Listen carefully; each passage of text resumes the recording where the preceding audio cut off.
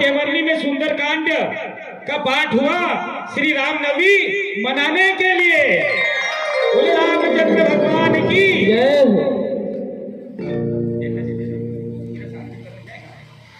कि छठ के काले बादल जो बरसों से मंडराए,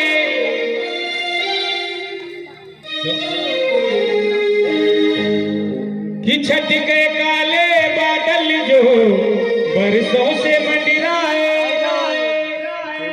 कि आज तपस्या हो गई पूरी जन जन हर्षाए।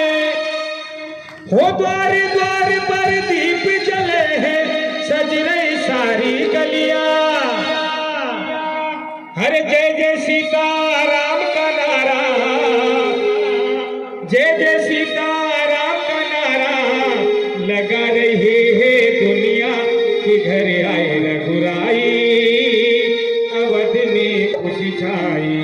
एक दो तीन, वो छठ गए काले बादल जो बरसों से मंडराए।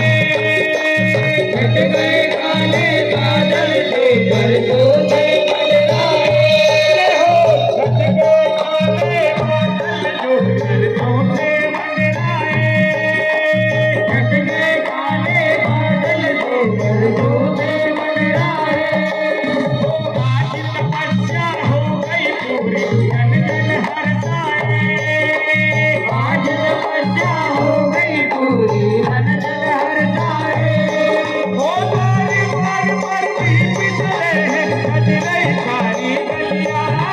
द्वार द्वार पर दीप जले, सज गई सारी गलियां।